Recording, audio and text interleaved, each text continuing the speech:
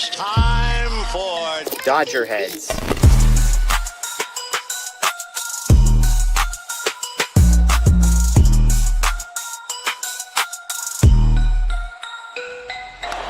high fly ball into right field. Hey, Dodgers have won it all in 2020. Shohei Ohtani, 50-50 club. Strikes him out. There's a drive. Shohei Ohtani. Freeman hits the ball. She is gone. Birds of party, Los Angeles. Your Dodgers have won the World Series. Hi, everyone. Welcome to DodgerHeads. My name is Blake Williams. I'll be hosting today. I'm joined by Anthony Witrado. How are you doing? It was a nice weekend up until the last hour or so. But, can't complain too much. Should have swept this series against San Francisco. But 3 out of 4 ain't bad. If you would have told me on Friday afternoon, hey, 3 out of 4, you good with that? I would have said yes. But it always kind of sucks when you have that opportunity and you can't take advantage of it. Yeah, for sure. But thank you, everyone, for joining us. Please remember to like, subscribe, hit the notification button, all that fun stuff. Get some of that housekeeping out of the way here. But seems like everyone's mad at me for some reason. A lot of comments about Blake shouldn't be on the roster around. We don't want him anymore. So, yeah, we got some super chats from Laker Pride. There's absolutely no reason to have Blake on the postseason roster. None at all. Well, I guess I just won't be on these shows. We got Blake again from Robert Underwood. We're going to screenshot that one. Yeah.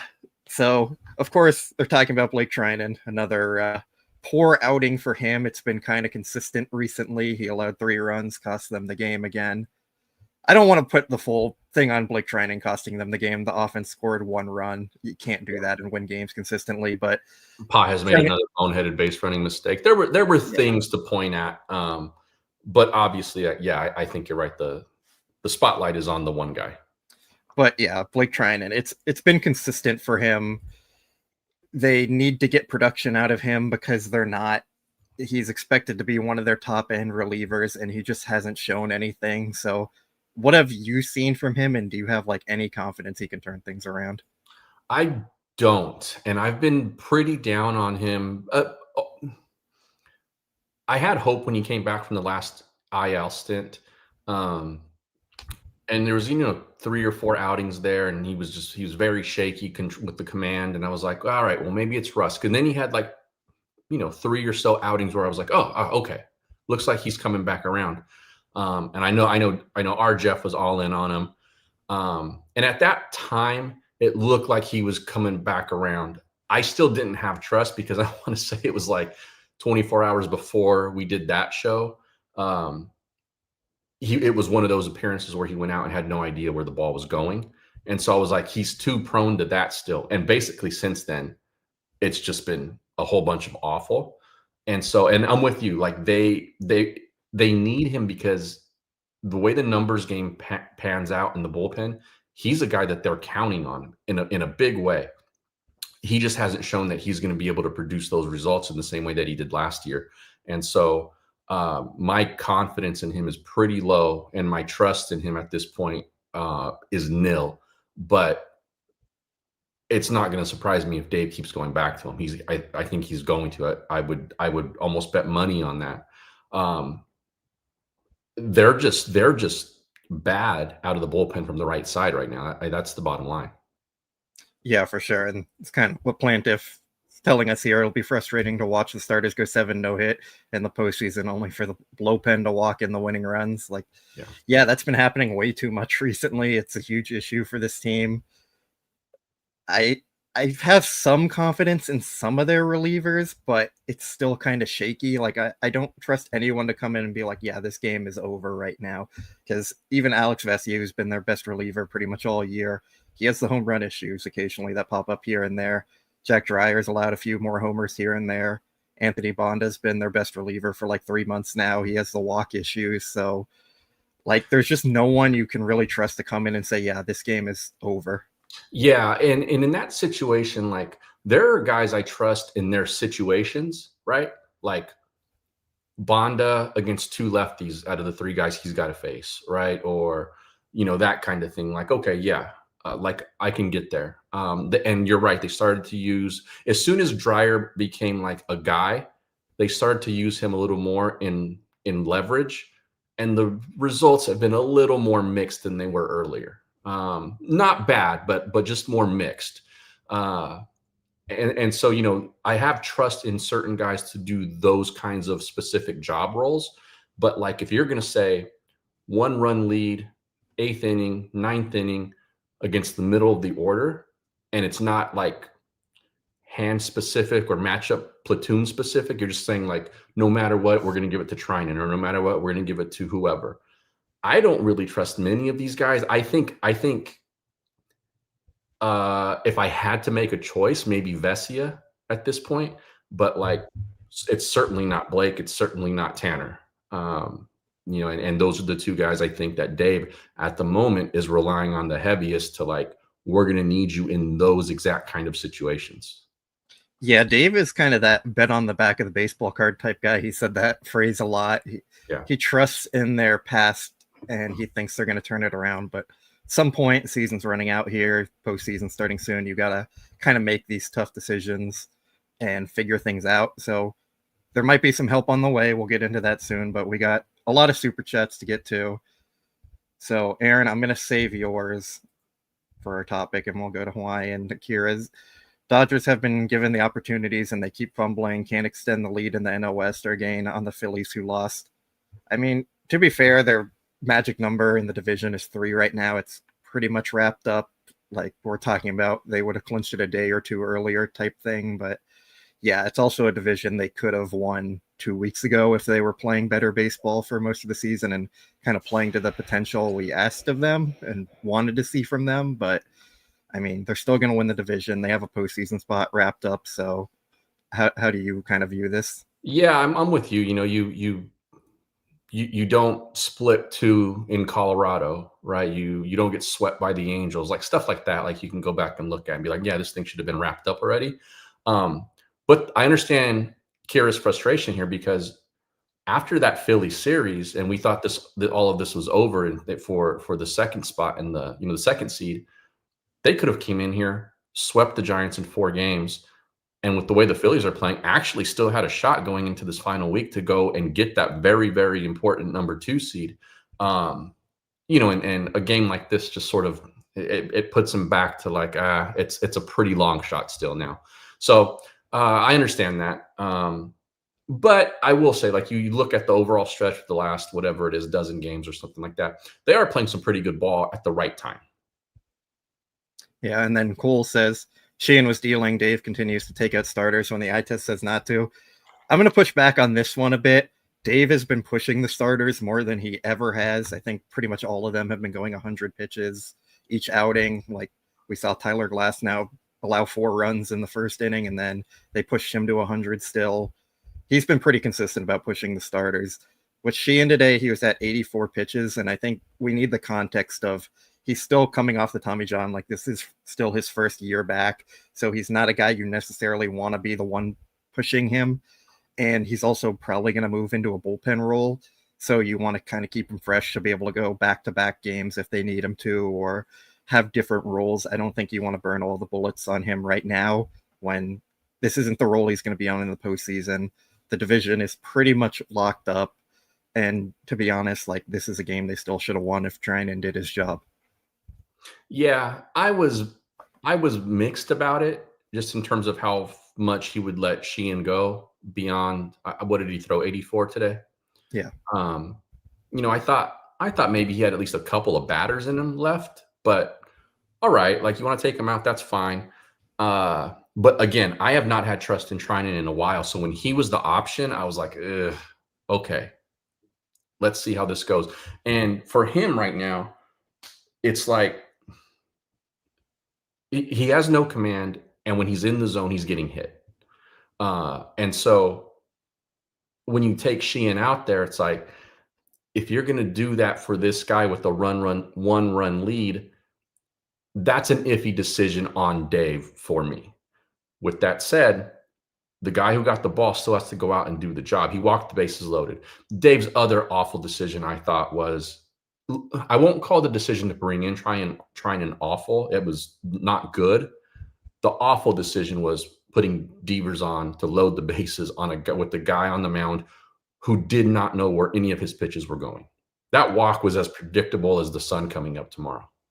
Yeah, that's kind of where I'm at. I think Sheehan coming out of the game in itself was fine. Going to Treinen there, probably not the best decision. I probably would have went to someone else. So I get that. I don't think the intentional walk was the right idea. So I think all these things together, like you can say, yes, in hindsight, you should have left Sheehan in. But in itself, just taking Sheehan out there, I think probably was the right decision, or at least something justifiable. I'm with you.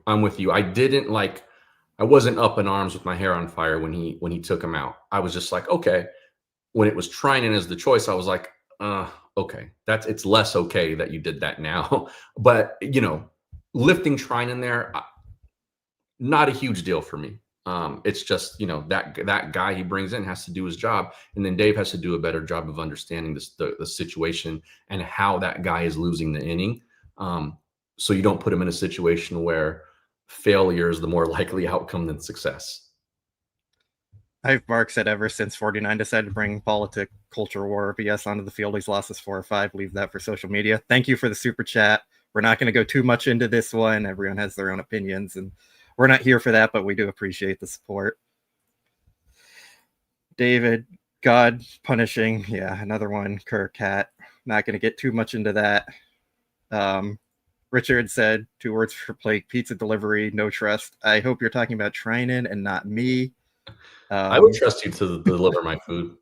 You got a new car too, so I would trust you even more now. That is true. Cole said Treinen is the new Kenley at peak suckiness. I think Kenley got a lot of hate, but he's one of the best closers of all time. Like, let's be honest about that. If you look at his career, it's been really consistent for the entire time. That tells me that's a newish fan, maybe, because Kenley was fantastic for a very long time with this organization. Yeah, for sure. And then Nicholas says the bullpen better figure it out. The Phillies punish mistakes. I mean, yeah, but we got to get to the Phillies before we actually talk too much about them. But yeah, the bullpen definitely an issue, and we're going to kind of get into this with. We had this super chat from earlier. If I can bring it up, my computer's kind of slow right now. From Aaron, Roki, Hurt, Ben, and Brock are all salivating, seeing the state of the right-handed pitching in our bullpen. Blake needs to figure it out because he's going to be on the roster. I think all of this is true, and it kind of brings us into the next discussion. Dodgers bullpen help on the way. Kyle Hurt threw a scoreless inning today. Brock Stewart threw a scoreless inning today. Hiroki Sasaki threw a scoreless inning today, all for AAA. I think all of them are potentially options. Dave Roberts has said so. Stewart's supposed to be back the soonest of them all, but yeah, we could see 2 or 3 of these guys coming in and making an impact. So how optimistic are you for that? Yeah. And who do you have the most confidence in? Brock, for sure. Right. I think that, some of his track record should, continue to play as he comes back. I have confidence in that part of it. I think Kasperius coming back would probably be a help. And then the Hurt Sasaki situation and that conversation is very interesting. We had a brief debate on our group chat where I said, hey, can Roki be worse than Treinen right now? Treinen has a 6 FIP. For a while now, it's been that bad. And my point to this was I said no, and to let the chat in and the audience in, you said that you thought it was possible he could be worse. And I think that's fair. To be clear, I don't really want either of those guys in a big spot here, Roki or Treinen. But I don't have confidence in Treinen yet to figure out the command stuff, because right now, when he can't even land the fastball, guys have absolutely no reason to be afraid of the sweeper or the slider or whatever the stuff with movement is. And when he leaves the ball in the zone right now, it's not good enough that it's not getting hit. Roki situation, right? Like flat fastball. If that's in the zone, guys will eventually time it up, even if he is throwing a tick or two quicker now. some of the other, if the cutter is playing up a little bit, then that's great. I would like to see it in the last week here, see if they can get him out and let's see what it looks like. I don't trust either guy, but I think it would be an interesting caveat and wrinkle to put into this conversation. And I'm all in on let's give Kyle Hurt a chance and see what he can do. Yeah, the problem here is going to be making the roster spots because you Correct. can probably IL Kirby Yates pretty easily. As good as Will Klein looked yesterday, he struck out the side. I think he's probably safe to be optioned. And then outside of that, I don't see Treinen getting DFA'd or going on the IL because they believe in him. On the postseason roster as long as he makes it to the end of the season, right? He's there. Yeah, Edgardo Enriquez and Justin Robleski have options. Both of them have probably been in the upper echelon of the relievers they have, so they're not going anywhere. Bonda, Dreyer, Vesia aren't going anywhere. Tanner Scott's not going anywhere. So you kind of get a difficult spot here on how to give all these guys a look, but it's probably you something add they Sheehan need to to do. that mix come October, right? I think we all sort of assume that's going to happen, and that's a big plus. He is a guy I would trust at the back. When we started this conversation, I don't know, 6 weeks ago, 4 weeks ago, I was thinking that he would be more of a bridge guy, like Sheehan would. And I still had hope that the back end of the bullpen would figure itself out. I think right now, one of those answers is Sheehan. Yeah, I definitely agree with that. He was working out with the relievers the other day, and then I asked him about that, if there's anything to look into that or if they told him anything. He said it was normal, full team PFPs. I pushed back and said, you were the only starter who was out there. Good job, Blake. He said Kershaw was out there, and I said yes, but he was just standing there with his kids, not doing anything, not working out with the team. But he said, yeah, he was like, yeah, you kind of got me there. But he's open to pitching out of a reliever role, and he said he's good with going back-to-back days if that's what they need from him. And I do think that's interesting because I figured the Dodgers wouldn't want to do that to him, but they kind of might have to do that to him. So it's a role he hasn't done. So it's going to be different. Fair, yeah. Sorry there, Blake. And to be fair, the back-to-back days would only be once. Let's assume the wild card. I think that's 3 in a row, right? That's 3 days in a row, the wild card series. But then after that, you only have a max of 2 games in a row, so back-to-back days. And it's possible they try to stay away from him there, but if he were to do that, then you would always have an off day after, and an off day coming in to those two. So, maybe it's doable. It did surprise me though when you reported that he had said that. If he can do it, great. And maybe that's why today Dave isn't going to push a guy like that, because he knows his role in October is going to be, if not innings heavier, something like the back-to-back appearances would come into play. Yeah, for sure. So I think pretty much everyone in here will have trust in Sheehan being one of the guys who helps their bullpen in October. Yeah. The rest is figuring out who their other righties are. I'm confident in Brock Stewart. I liked the trade at the time. I still think he's really good. His issue is he's bad against lefties, but I think with all the lefties they have being kind of their only trusted guys in the bullpen, you can really manage that easier. Roki Sasaki, I'm still not completely sold on him. We'll have to see what he does in shorter stints, because I think people forget how bad he was when he was injured. He was striking out just 6 per 9. He was walking 6 per 9.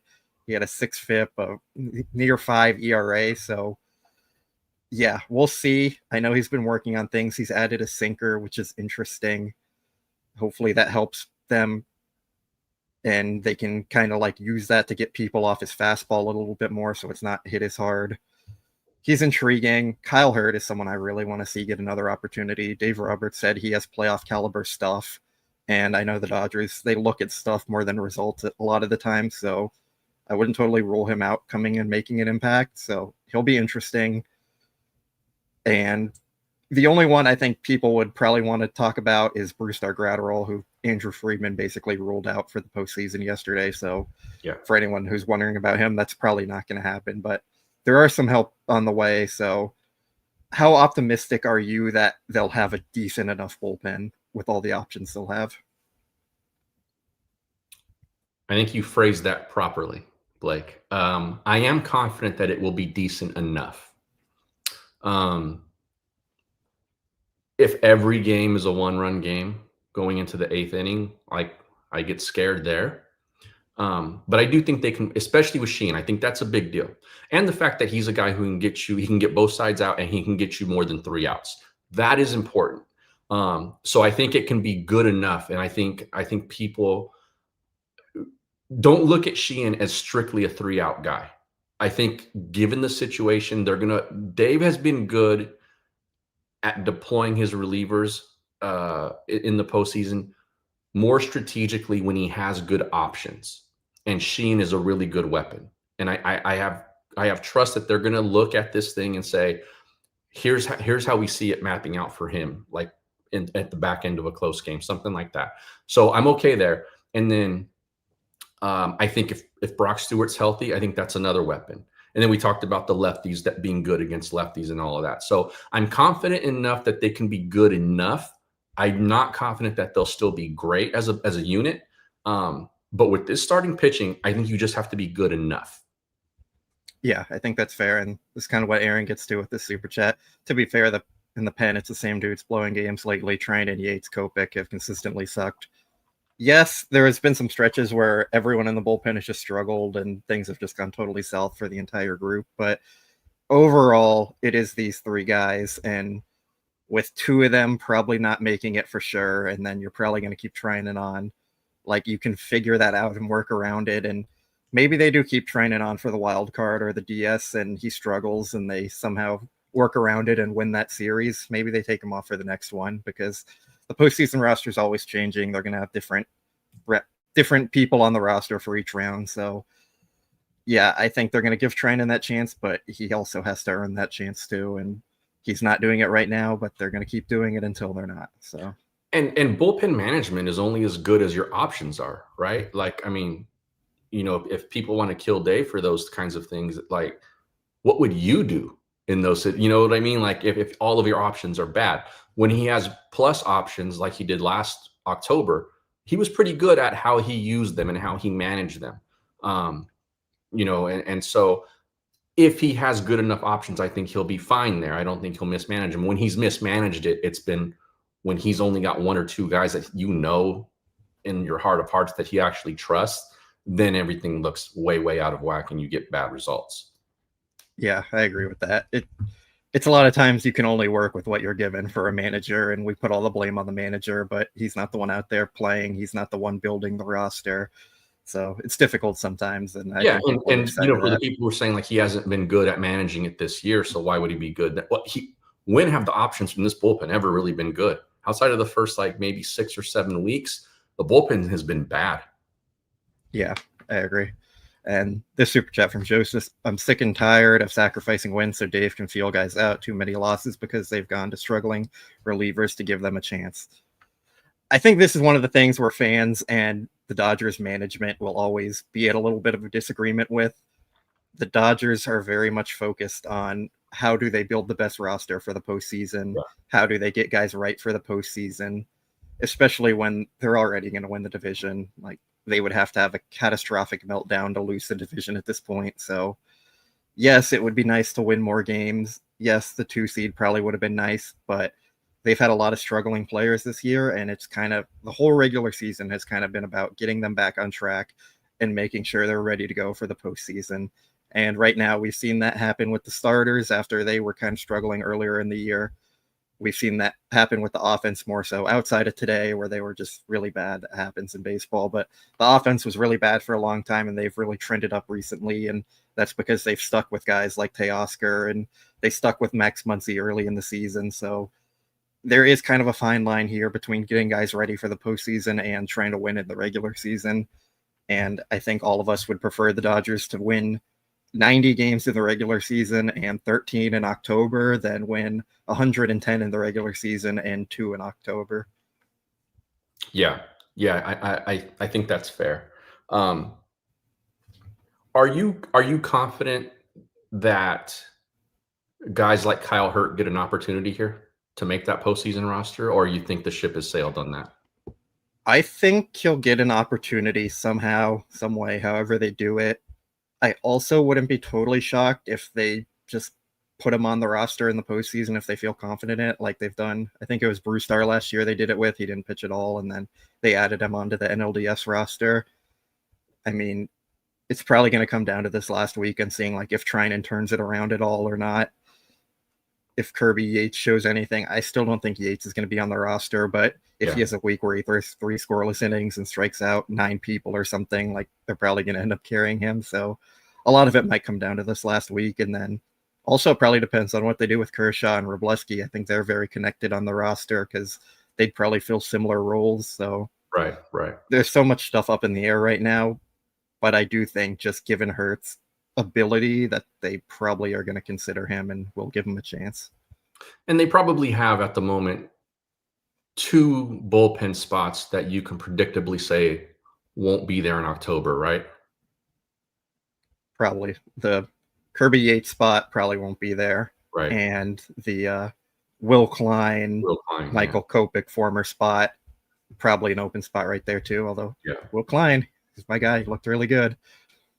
So and so maybe that opens up those 2 spots, right, for Stewart and Hurt, and maybe that's with Sheehan back there. Maybe that's a good enough bullpen.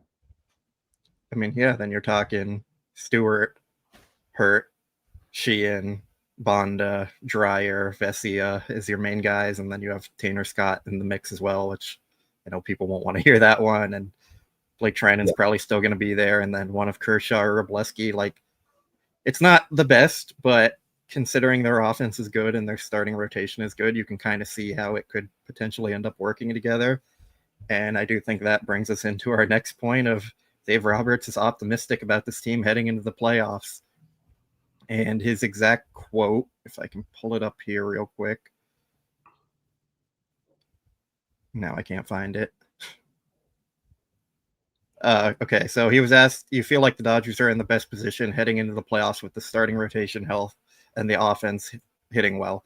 He said, I think if you look at our ball club, I think so. I think the net sum on this particular day, we're in as good of a position entering the postseason as we've ever been. With the starting pitching, with where the offense is at, I think being able to get matchups, how guys are playing, and at the mindset of these guys, I think it's as good of a place as we've ever been.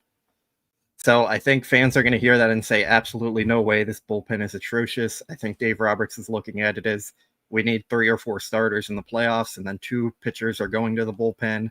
We have some other options who are going to come back, and I think we can manage this well enough where we can get outs in October, even if it's not relying on Tanner Scott and Blake Treinen.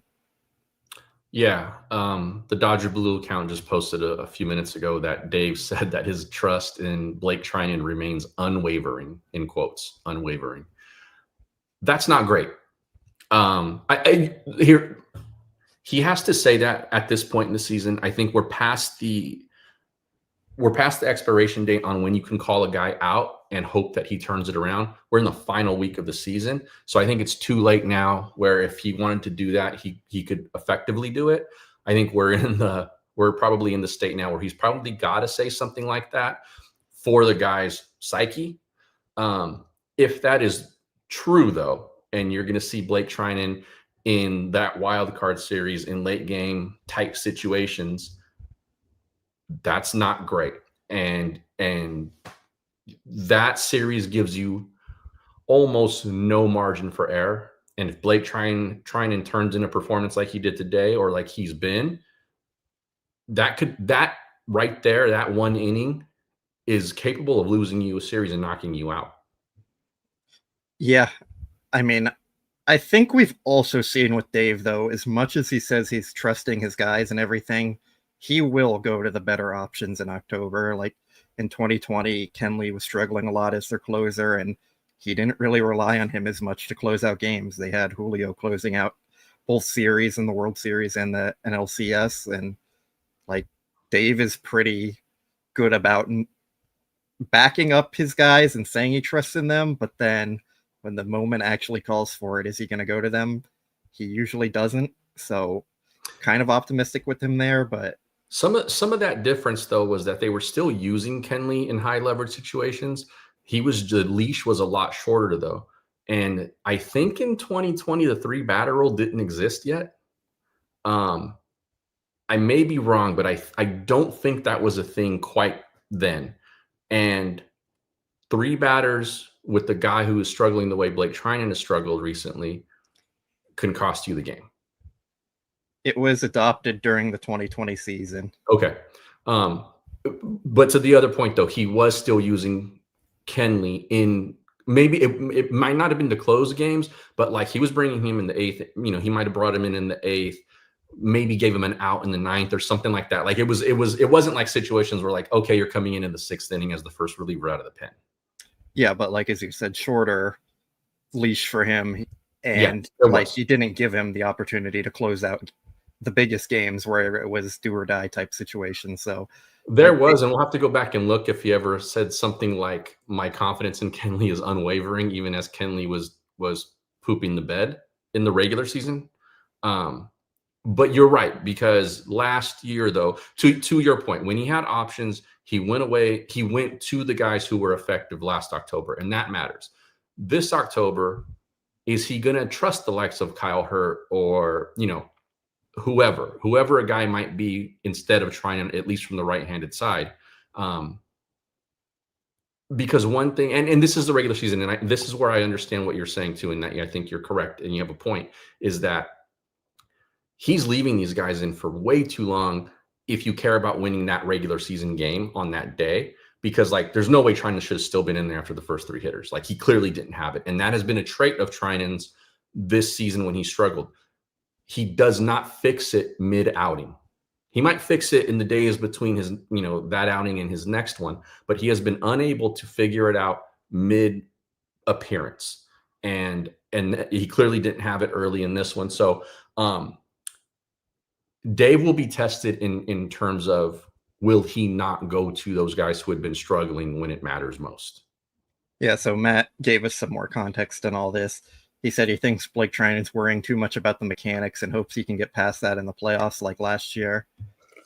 We'll see about that one. Last year that started with 1 though in the regular season. Yeah, I think that's a little more like hope from Dave there, but yeah. He also said Sheehan's starting Friday on regular rest, so that's part of the reason why he came out early and they didn't push him today. And then he said Brock Stewart and Roki Sasaki are joining the team in Arizona. Unclear on Stewart's activation date, but Roki won't be back before Wednesday. And on Roki, he said he's done what he needs to do to try and get an opportunity. So help on the way. We'll see how much help it actually is, but it helps. Yeah. Like he's deserving of an opportunity, and like you said earlier, how much worse can it really be if it goes south? So yeah. And we got 2 more super chats from Phil here. This is why the Dodgers need to be putting Sheehan in the pen now and seeing if he can be our high leverage guy. Why they haven't yet makes no sense. I mean, they're still trying to win the division, I think, is kind of their thing there. That's what Davis said, and yeah, I mean, that's probably all there is really to it right now. They want to keep giving Treinen opportunities and Tanner Scott opportunities. And yeah, they're not going to really sway from that until they have to. I think once they wrap up the division, maybe by Tuesday, and if there's no position that they can drop into the, like not lose their position of where they would sit then currently, then I think maybe you see Sheehan throw out of the pen maybe once before he goes into it. Maybe. And I also don't think it's necessary. Like, I think he's good enough that if it doesn't happen this next week, and the first time you see him coming out of the pen is in the wild card series, I'm fine with that. I don't think he needs to do that role. Yeah, I agree with that. And then Phil correcting me, it said, Blake, it took Roberts forever to get off Kenley, and then now he sticks with his guys too long. I mean, I think Kenley is very different because he is a Hall of Fame closer likely, and he's been very good his whole career. He's still good. But like I said, he did kind of shy away from him in the biggest moments when Kenley was at his worst. So yes, to a degree, he sticks with his guys too much. But in the biggest moments, he's also shown he will move away from them if that's what needs to be done. So that's just kind of how I see it. You can all disagree with me, call me I'm crazy, whatever. But yeah, and then Phil adding in one more. We lost because our pen, so how is this helping? they're trying to get guys right for October, and that's kind of all they care about right now, as much as they do want to win the division, and that is a goal of theirs, but it's pretty much wrapped up. But yeah, I mean, the pen is what it is, and they're trying to get it right. Yeah. Yeah, I agree. We're going to see. I don't think we can answer any of these questions for real until that wild card series, because then it's going to be up to like, okay, who are you using in close games? And if he's going to go back to Treinen, let's say in this same kind of situation, then I think it's fair to bring out the torches and say, like, what are you doing? Yeah, I agree with that. And then our final little bit of doom topic here. Will Smith has been ruled out for the regular season, and he might possibly miss part of the postseason, if not more. The Dodgers haven't said how long, but yeah, so he kept dealing with his discomfort in his hand. They did another MRI, and it revealed a small hairline fracture on his hand, which is why it hasn't been recovering. So then Dave and Friedman both ruled him out for the regular season. It's up in the air on if he'll be ready for the start of the postseason. It's kind of about how long it takes for it to heal, and getting back to that, they don't really know when that's going to be. They have no idea. They're optimistic and hopeful he'll be back for some point in the playoffs, but they don't know. So what are your takes on this? Because I'm not confident. This is a big blow. This is probably going to be a series to series kind of thing. Like, can he grip the bat? Can he throw the ball to second? Because it's that offhand. It's the throwing hand. It's not the hand that he catches the ball with. That's tough, man. Like, I would say he's at least out for the wild card series. That's my read on this.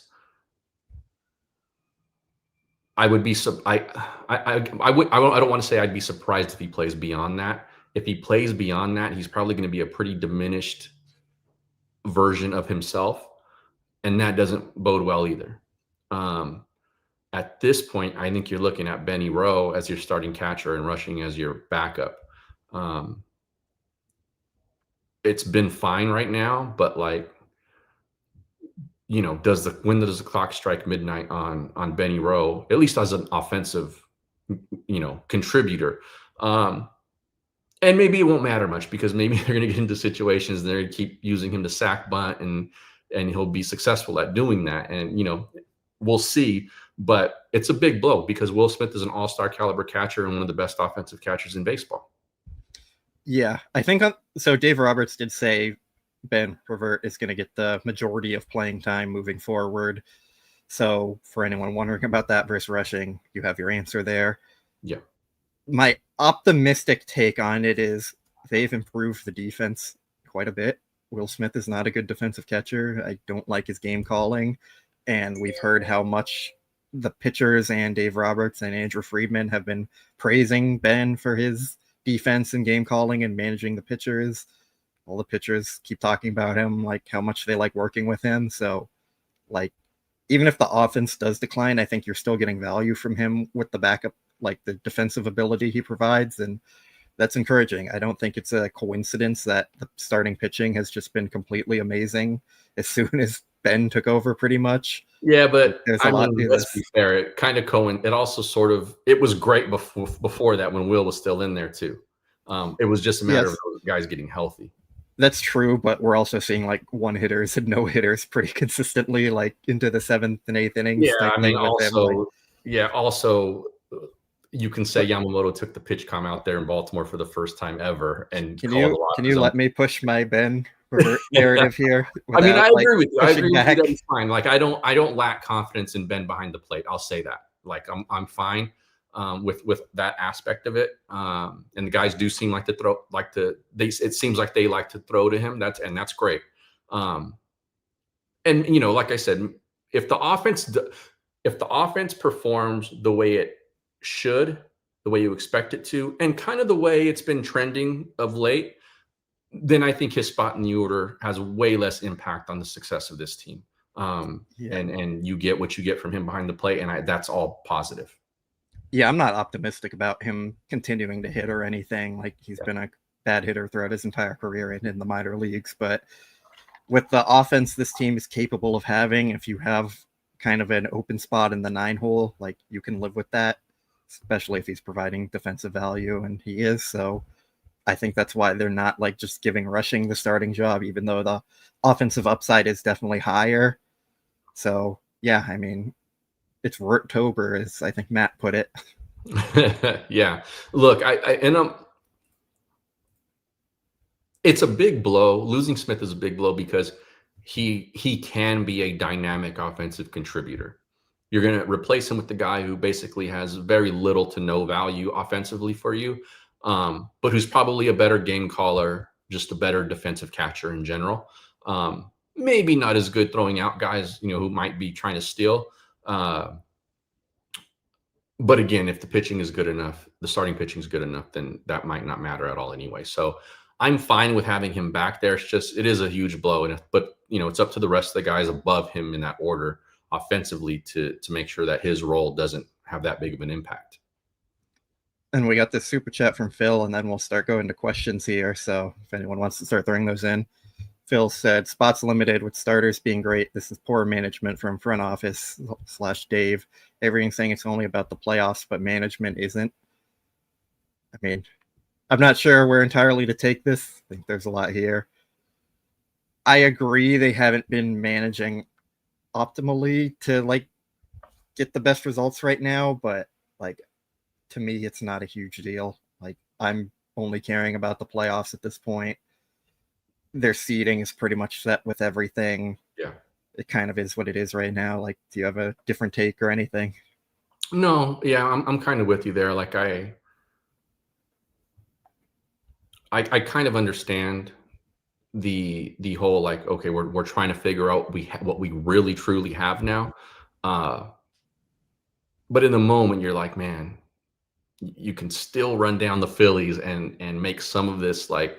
When you have to get through one less series, even though it's just 2 extra wins, you can start to shrink the problem areas of your team just a little bit there. And so to blow a game like this hurts. But, there were other ways that they could have won this. They could have scored 4 runs today or 5 runs today, and it wouldn't have mattered so much. But yeah, I like they're managing these games in a different way, and it's tough to watch as a fan, but this has been their MO the entire time. They haven't changed anything in terms of that. Yeah. We also got this one from Ravens Moreland. Smith news a cover for carrying 3 catchers and leaving off certain high dollar relief pitchers. No, I don't think so, because they could have carried 3 catchers if they wanted to, regardless.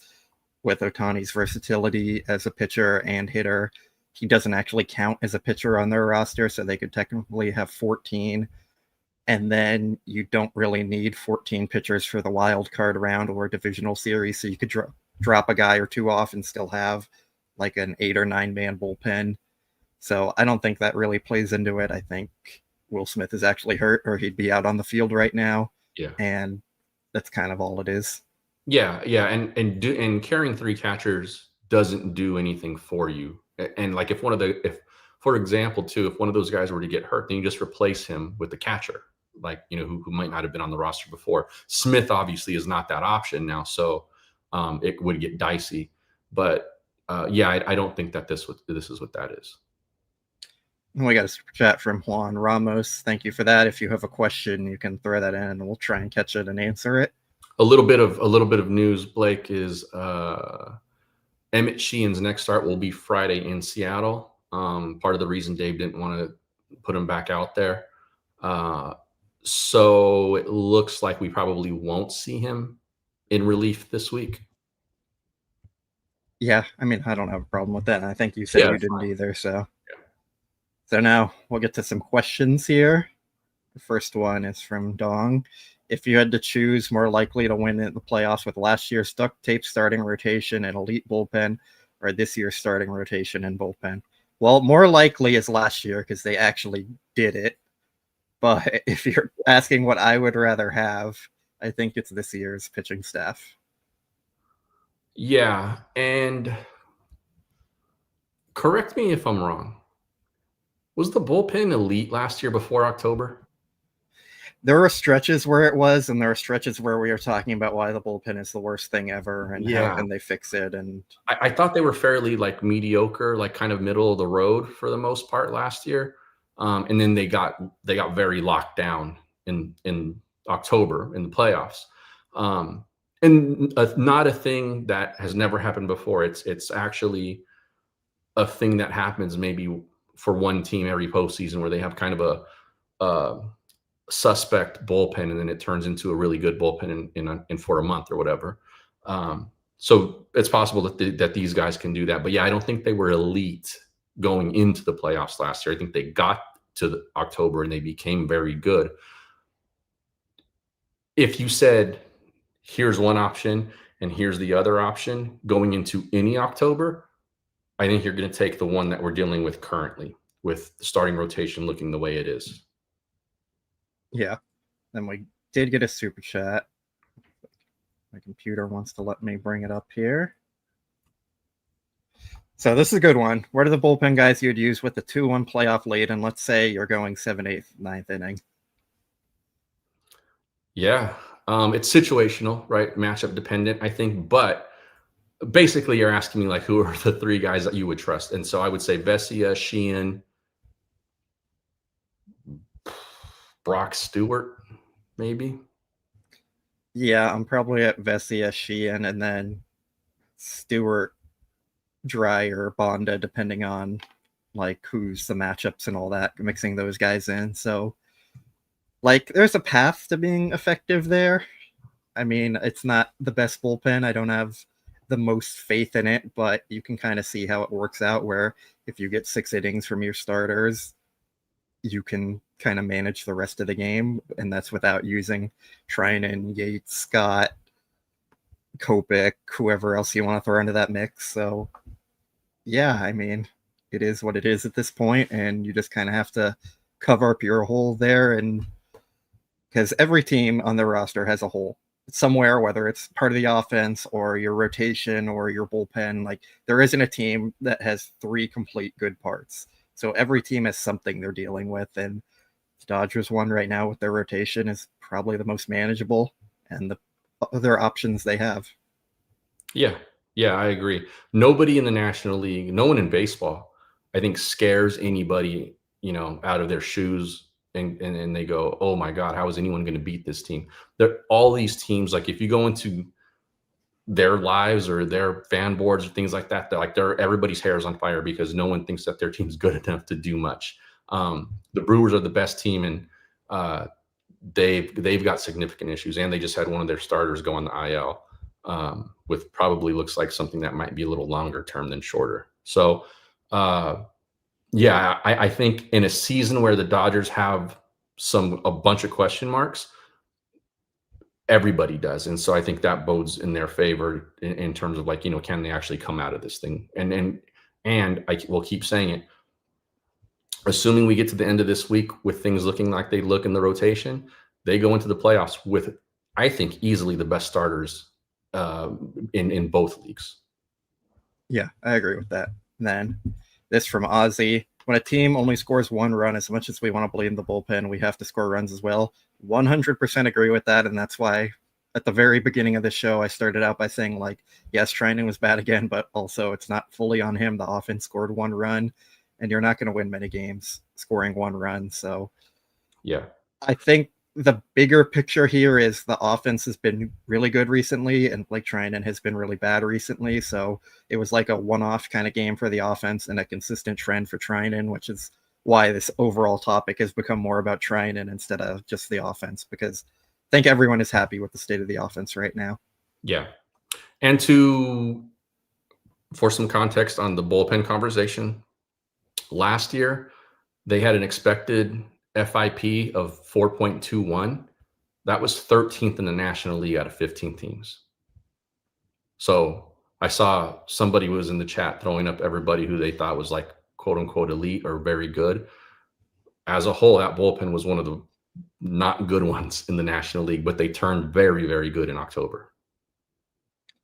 And this one from Anthony: do the Dodgers match up better against the Mets or Reds in the wild card?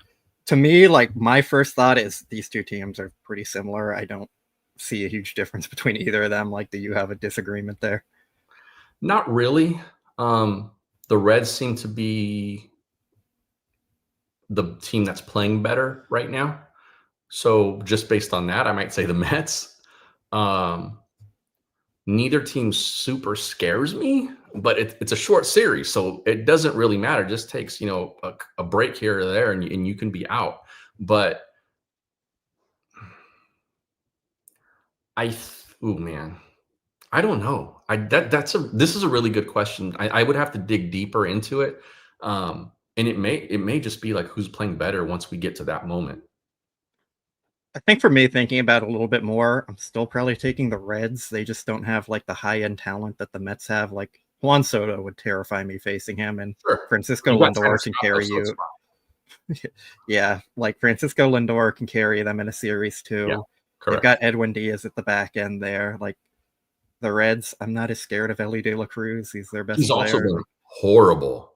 Yeah, I want to say like post All-Star break, he's been really bad. And for when you're a superstar kind of player, non-pitching has been that bad. Like the lineup just doesn't scare you like the Mets could have the potential to do. So yeah, that's a good point. Yeah, so I think we're both on agreement.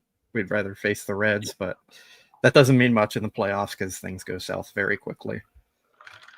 So I saw this question a lot. Ha-Seong Kim and Kike roles in the playoffs. I think Ha-Seong Kim is locked into like a pinch runner role. Yeah. And I think Kike is probably like their righty off the bench when they need a pinch hitter and potentially getting some starts here and there against left-handed pitchers.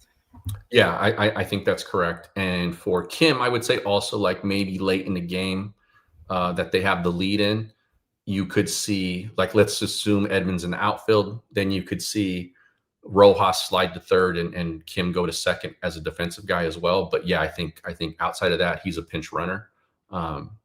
And then Kike will be a platoon guy in the outfield probably.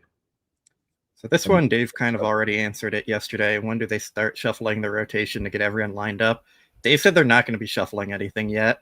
So at least not until like the end of the season. They might try and mix one or two things around, but I think this is kind of what we're getting right now. Maybe once they clinch the division, they'll change some things. But yeah, Robert said as of yesterday, no changes coming up.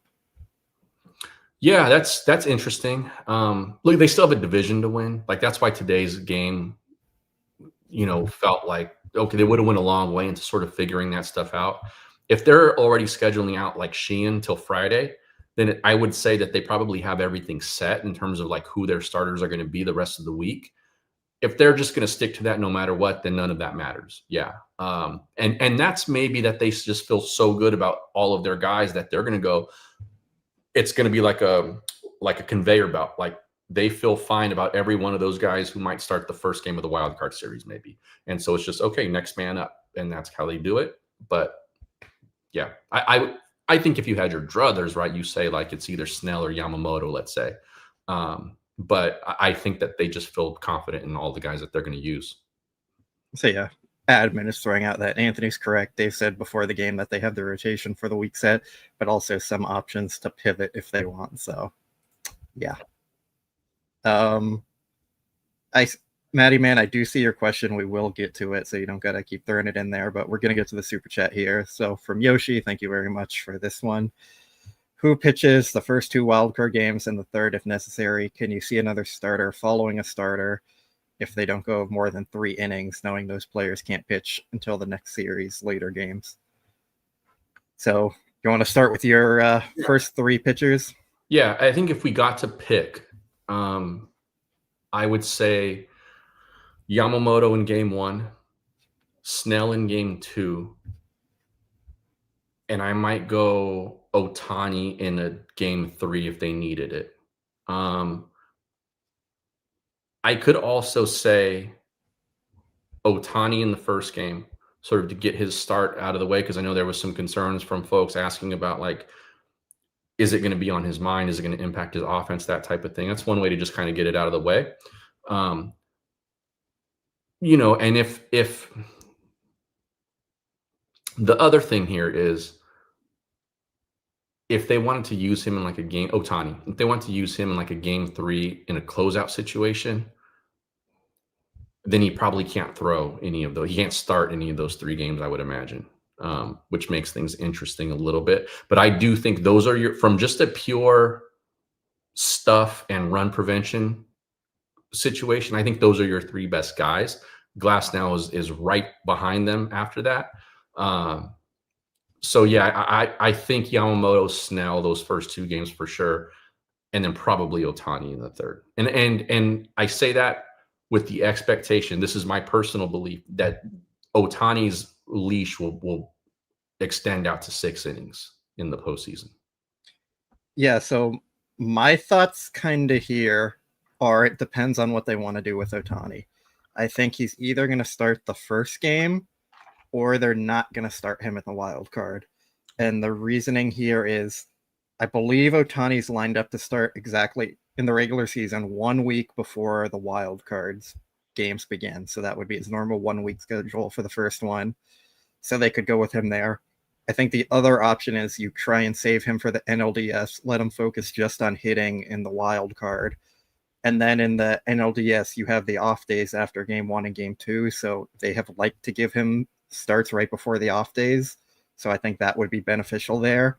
Yeah. And honestly, you're not losing a whole much.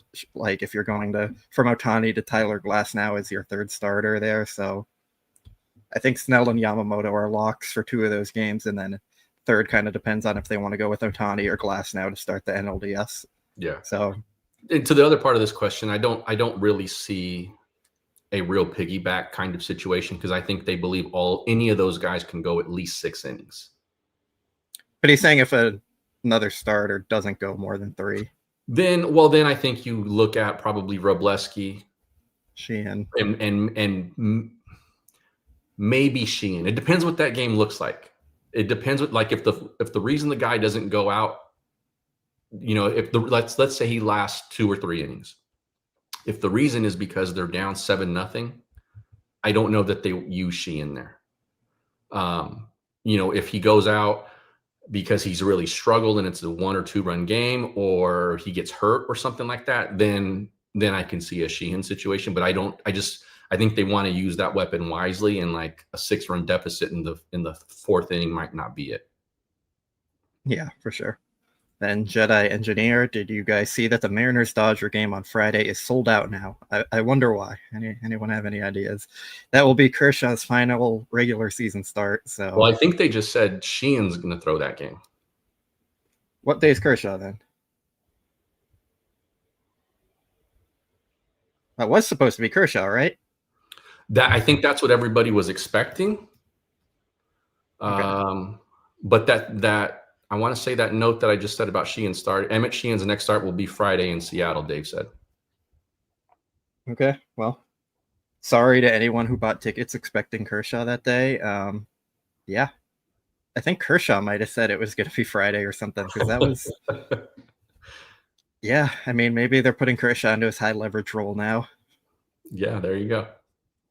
Yeah, I mean, that's probably a nice stadium. I want to go there. So it's cool. Everyone should enjoy it regardless. But yeah, you might have to go a different day if you want to see Kershaw pitching. All right. This one. Isn't the 25 Dodgers similar to the 24 Yankees bad defense and bad bullpen, a fatal combination? I don't think the Yankees bullpen was bad last year. Was it? The Dodgers just had a really good offense, and the defense definitely cost them. I think the Dodgers have kind of figured out some of the defensive issues. There hasn't been anything too bad recently. Like players are going to make errors here and there, but it hasn't been costing them games, I would say. Yeah, I agree with you there. Even Teo's looked a little bit better. He's moving a little better out there with some more urgency. The Yankees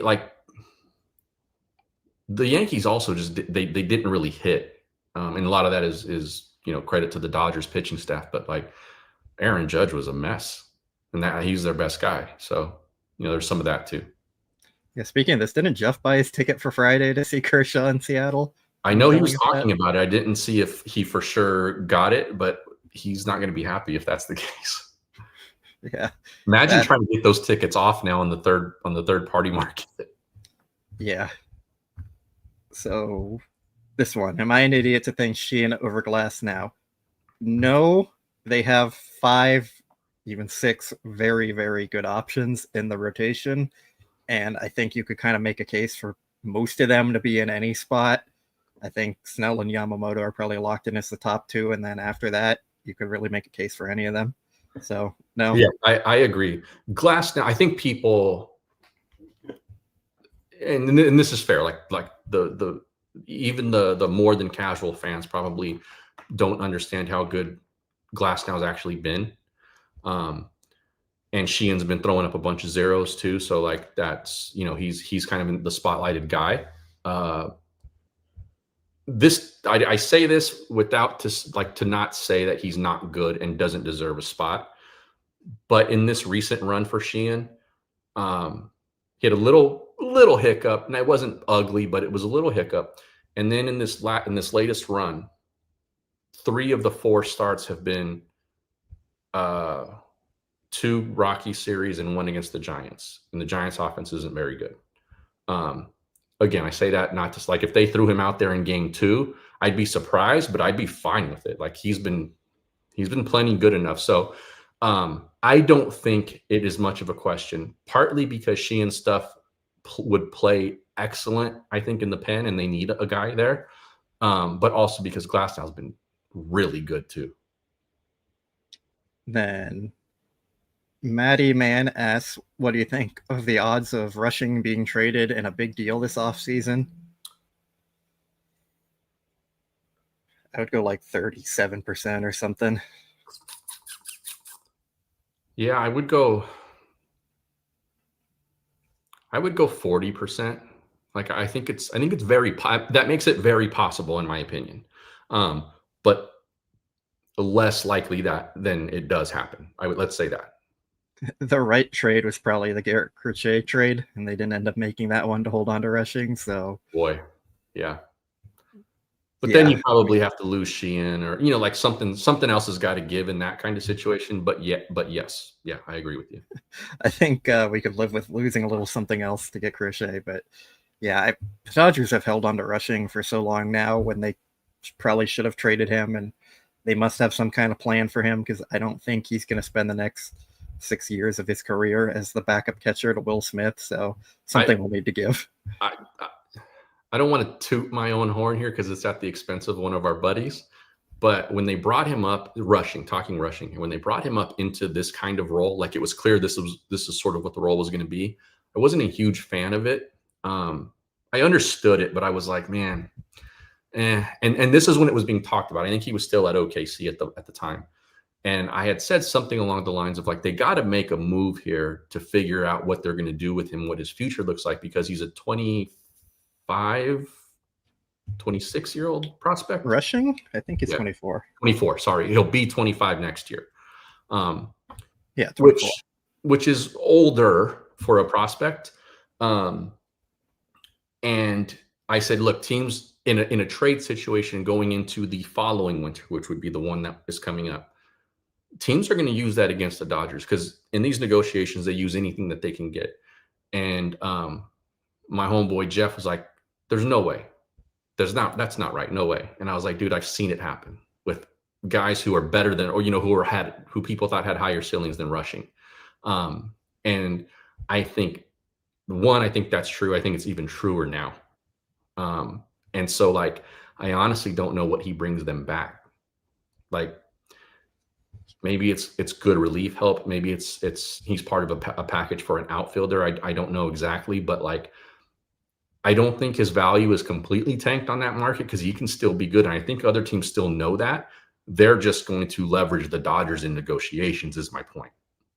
Yeah, I think it'll probably look somewhat like the Michael Busch trade where you're getting prospects back kind of thing that they like. And yeah, I think for a big trade, the ship might have sailed a little bit for that. I think he'd still be a piece people want, but like then it's going to be, well, he was bad and a backup catcher for you guys. So now we also want Quintero in the deal or something like that, or Sirota. So they might not be willing to do that kind of trade. But yeah, I mean, the Michael Busch trade has worked out well for the Dodgers so far. Like Zaire Hope looks really good, and Jackson Ferris is probably their best pitching prospect right now. So we would be happy with something like that, I think. Let's see. We answered this about the starters, but do you have any crazy lineup predictions? I think we're kind of seeing what they're going to be on a nightly basis. Like Conforto is going to be in left against right-handed pitching, and then you'll probably have Pajes in left against left-handed pitching with Edman in center. That's probably the only like real thing that's going to stand out. Muncy at third, Mookie at short. I think Miguel Rojas probably at second versus right-handed pitching, and I guess against left-handed pitching too. And Freddie Freeman at first. Yeah. Ben behind the plate. Yeah, nothing stands out too crazy for that one. Kind of all straight up forward. You're seeing it now. I'm going to focus this one on Kershaw because we talked a lot about Sheehan already and being in there. But if there's no rotation spot for Kershaw, can they be effective relievers in the playoffs? The rules would be different, so I'm not sure. What do you feel about Kershaw in the bullpen? Yeah, I've been in your camp on this from the start of this debate. Is I do not think they use Kershaw as a reliever. I also don't think he profiles well as a reliever. Basically because mostly the swing and miss stuff isn't there. And so I think to be in that kind of role, to be used to any real effectiveness and in any real kind of leverage, you have to be able to strike guys out. And without that, I think the best way to let Kershaw cook is just as a starter. And so I don't, and the whole like long man stuff to me doesn't make any sense, because if you're winning the game by a lot, why would you need a guy to come and fill that role as a long man? And if you're losing a game like by a lot, I don't think they would do that to Kershaw. I honestly think it's a little bit disrespectful to think that they would. And if they did it, because you're taking a guy who's on his final go around and you're saying, we think so little of you, like we're just going to throw you into a game that we're losing 7-1 so we could save our other arms. Like, I don't think that's a very good look. And I don't think that's a way that Kershaw would want to go out as a Dodger. And I don't think it's the way that the front office or Dave especially would want him to go out. I think it would be a pretty bad look. And I think they'd make a lot of headlines of like, is this disrespectful to maybe your best player in organization history? Yeah, I agree with that. And I think the first time Jeff brought that up, I made that point, like, are we really saying leaving him off the roster is more disrespectful than having him eat innings in a blowout? Like, yeah, I don't think that makes sense. And to be fair, like it would just be for the short series. Like if they got to the NLCS, like I could absolutely see him being put on as like a guy who they could start, or even in a 5-game series, him being the kind of break glass in case you need a starter situation, and him being on the roster for that. But yeah, I think I don't see that long role being a thing for him at all. And I don't see the 1 inning leverage role being a thing for him either. The other thing I will throw out, though, is Dave said he sees a spot on the playoff roster and a role for Kershaw, whatever that is. So, I mean, could be just Dave talking, but I don't think you're going to say, like, we see a playoff spot for him and then kind of keep him off the team. So, I don't know. It's not Dave's decision. At the end of the day, it's going to be up to Friedman and Gomes. But I could see a situation where they go like, I'm not sure who they would do this with exactly, but I could see it being a piggyback situation with Kershaw and somebody else. And I don't know exactly what that looks like, but I'm just like kind of thinking here and like possibly. But yeah, I think I would be surprised if Kershaw makes an appearance in October and it's not as a starter. Yeah, I'm kind of 50-50 on that. I think him starting in a longer series makes sense, but I think they're going to carry him still after Dave's comments in the LDS now, which kind of changed my mind earlier. And yeah, I mean, might depend on Wroblewski too, like I said earlier, because I think they're very similar in that regard of long reliever, left-handed. So might come between those two guys, but yeah. And then this one I want to address. I did not say Conforto is greater than Edman. I said Conforto is going to start against right-handed pitching and Edman's going to start against left-handed pitching because they're basically in a platoon, and that is what Dave Roberts has said. So I'm just relaying that message. I think Edman is better than Conforto. This one. Which starter would take on the Buehler role to close the winning game? Ohtani. I don't think they're going to want to mess with him like that. Like him coming out of the bullpen, they've been so cautious with him all year. If it's to win a World Series, yeah, maybe but the logistics of it are still difficult because if he's going to be, say he's on the bases and you need him to go warm up or something, or well, it would have to be a situation like in the WBC. Yeah. Like if that situation was right, he wasn't due up, like all of that kind of stuff. I think if that's the case, then yeah. Otherwise, like why not just shut the door on it if you're Friedman and Dave? Like, because I think they've talked about it, and there is a very, very narrow situation, I think, where Ohtani's name fits onto that whiteboard, and this would be one of them, assuming he's not coming up, in the next inning or something like that. That brings a whole lot of logistics into play. If you're just saying straight up who's a guy and not saying let's leave Ohtani out of it. Glass, no. I kind of want walking too many guys. He's walking too many guys. Give me Blake Snell. I would say Snell. Yeah, I would say Snell. His stuff is a reliever for one inning. That could be dirty. Yeah, I agree. Joe asks if it's possible to put Ohtani in the outfield and DH Will Smith if he can swing the stick. Well, Smith can't swing right now. That's part of his main issue. Ohtani said he's open to playing the outfield, but it's more about him just being like a team first guy. I don't think it's something they're really considering. Yeah, I don't think so. Yeah, Ohtani's going to have more value as a pitcher and DH than an outfielder, and just being an outfielder. Do you think Mookie will play shortstop next season? I'm at yes. Yeah, I'm at yes. The season after that is up in the air. I think that's where the question is more relevant. I don't think you take one of your veteran cornerstone superstar guys and say, like, you've finally gotten this opportunity. You finally had an entire season to actually prepare for it, and you were really good at doing it, and now we're going to move you again. I think coming off of this kind of season, he's earned that spot next year. If he was a disaster defensively, then sure, I think the conversation is more than relevant. But the fact that he might be a Gold Glove finalist, not going to win it, but he might be a finalist. I don't think you move the guy after a season like that. Yeah, I agree with that. Unless Bo Bichette is the guy they want, they try and get him. But even then,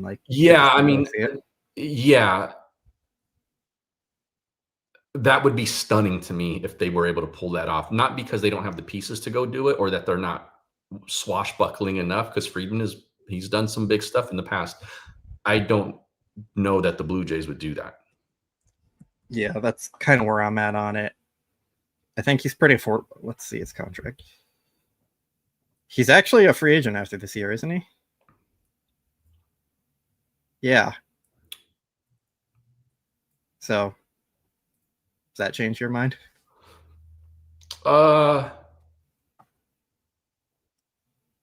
He's not a great defensive shortstop anyway.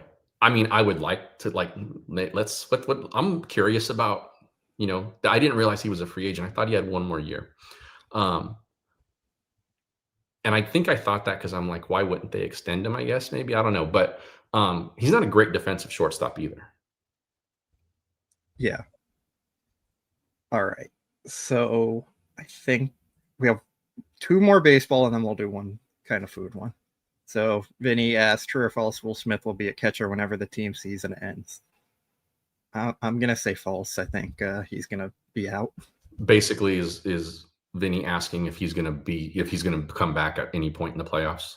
That's how I'm. I think you also have to say, like, are you thinking they're going to win the World Series and he's going to be back there, or are they going to lose in the wild card and he's not going to be back there, or is he back there for an NLCS they lose? Or yeah. So kind of up to your interpretation.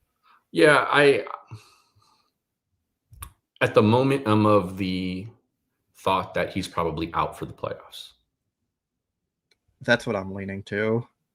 They might add him to their roster and see he might start a game, and then they take him out the next game or try and manage things. But I'm not very optimistic at this point.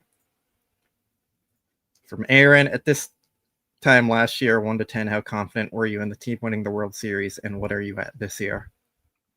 Good question. I was probably at like a 6 last year because of the rotation and because of the bullpen.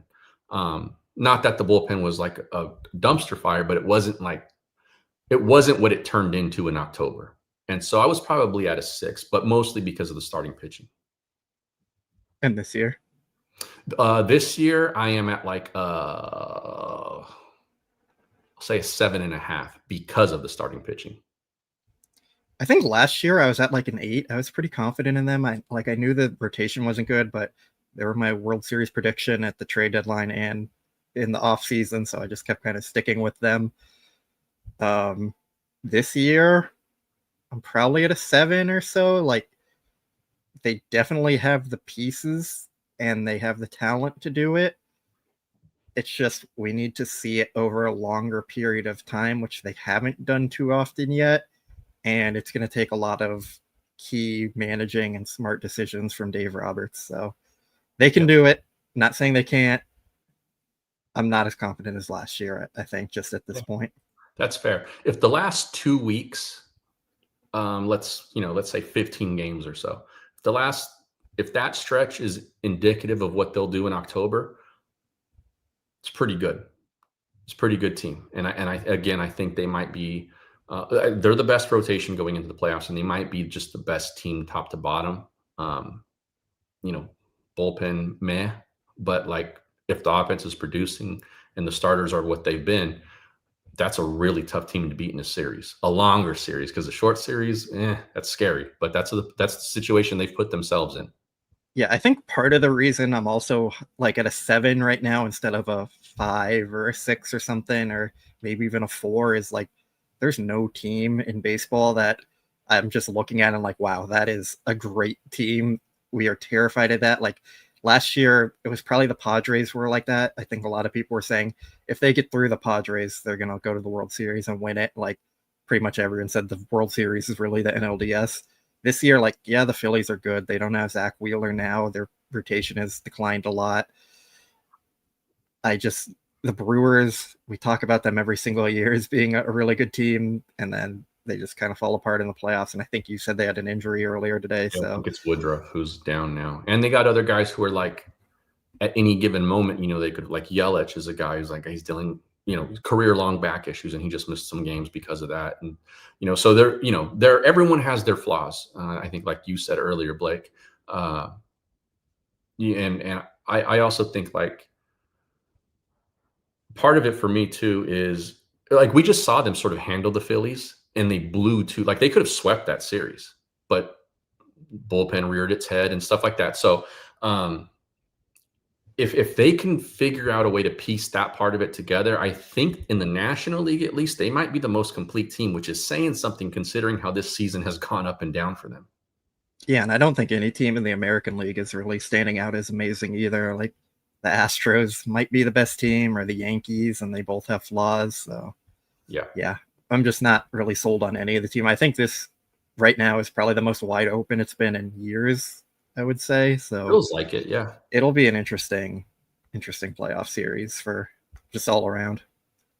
Then we'll close it out with this one. It's kind of baseball, kind of food. Richard asks, what discontinued food item would you bring back to Dodger Stadium? Subway, Carl's Jr., Coolaku. I think they had Panda before. For me, it's definitely the Coolaku. I love that. That was so good. Very unique. So, yeah. Yeah, shoot. I've erased a lot of this stuff from my memory, I guess. I don't know. This is a good question. I don't know that I have a good answer for it. What was Coolaku? It was oatmeal cookies with ice cream in the middle. So that's right. Dipped in chocolate. So good. Yeah, that's right. I'll go with that. I'll go with that. Like, I do think like a good dessert like that is underrated at a ballpark. Subway and Carl's as chains, like, I'm okay that those are gone. So yeah, I'll go with Cool. And I think it was 2022 or 2023. They also had a chicken sandwich on a potato bread, and it was so good, and I loved it, and it was my go-to there. And then they got rid of it, and I was very upset. And now they don't have like any good food at the stadium. So any good food that they bring back, I will be happy with, because their options are probably the worst in baseball, besides maybe the Angels. I honestly don't eat a lot at the ballparks. So I'm not, yeah, I'm probably like, if there's like a new thing like for the season that is interesting, like I'll try it once, but like, yeah, I'm not a big like walk around the concourse guy and go find something like that. Real quick, Laura wants me to show off the gold Kershaw bobblehead. I didn't get one. I took a picture of someone else's that got one. But yeah, of the 50,000 they gave away, about 3,000 of them were gold, and now they're selling for like 1,500 on eBay. Oh. I would say just get some gold paint and like do it yourself, but save a few thousand. One of my buddies, who's also my barber, by the way, him and his wife went to the game last night, and they got a gold one. Or was it last night? Yeah, it was last night, right? And they got a gold one. So I'll have to let him know what the third party markets are saying about that.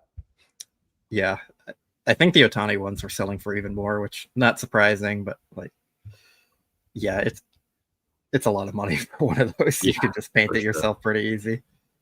But yeah, that is gonna do it for us. Thank you everyone for joining us, and I'm Blake. That's Anthony. Please make sure you subscribe. You wanna? Oh, you're doing peace. Okay, make sure you subscribe. Leave comment. Tell us everything that you like about the show. Tell us what you hate about the show. We'll try and do better next time. And yeah, one more week, and then playoffs begin, and that's where all the fun starts. And then we can go even more crazy or happy or sad or however you want to feel during them. So make sure you join us next time. I think we'll be back on Tuesday with Jeff and you, right? TBD for me, because the Ryder Cup is next week, and so I know I'll be traveling. So it just depends on like what my schedule looks like. I'm gonna have to talk to Matt about it, but okay. I'll be here for one of the shows next week at least. Potentially me, potentially Matt, probably Jeff, potentially Scott. Something, we'll get it worked out. But yeah, make sure you join us next time. And as always, go Dodgers.